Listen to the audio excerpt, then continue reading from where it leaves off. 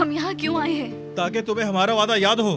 ताहिर, मैं अपना वादा नहीं भूली और ना ही भूलूंगी। क्या तुम्हें याद नहीं नफीस कलीली, तुम बरसों से उस बेगैरत के साथ अपने बच्चे को लेकर मुफलिसी की जिंदगी जी रही थी, लेकिन तुमने हिम्मत नहीं हारी थी। मैं उसी लड़की से मोहब्बत करता था नफीस, जो कभी भी किसी से नहीं डरती थी। क्या तुम्हें वो सब कुछ याद नहीं?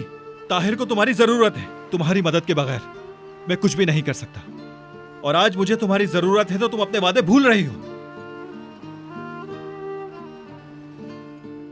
मुझे भी उसकी जरूरत है। हम ईद को लेंगे। हम उसे जरूर लेंगे। तुम्हारे सामने ताहिर कलीली खड़ा है और उस कमीने के पास मैं अपना बेटा नहीं छोड़ूंगा। जबकि तुमने मेरा बेटा कहा है, मुझ में फिर से उम्मीद जाग गई है। मुझ में भी उम्मीद जागी है नफीस। क्या तुमने नहीं देखा था कल तक ताहिर भाई बोलने वाले बच्चे ने मुझे बाबा कहकर पुकारा था? आज के बाद कोई भी पूछेगा कि ये तुम्हारा बेटा है तो मैं कहूंगा हाँ। मैं कसम खाता हूं नफीस, आज से मैं ही उस बच्चे का बाप हूं।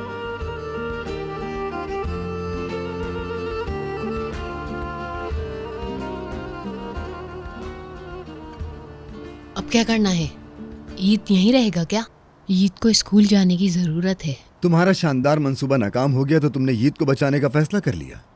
यानी मैं तुम सबके इस बहादुरी के जज्बे को समझ नहीं पा रहा हूँ नजर। मुझे समझ नहीं आ रहा। अपने जहन को मत थकाओ, तुम नहीं समझोगे।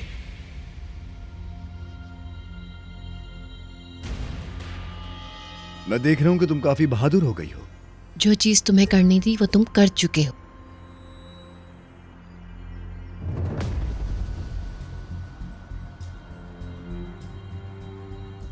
तुम गलत हो नजर।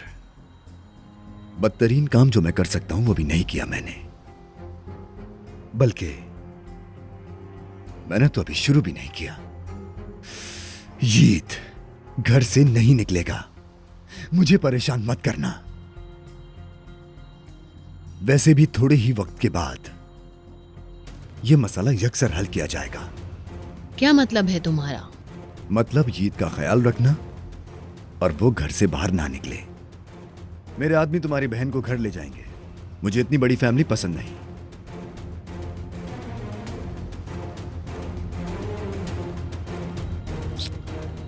ठीक है, मेरी जिंदगी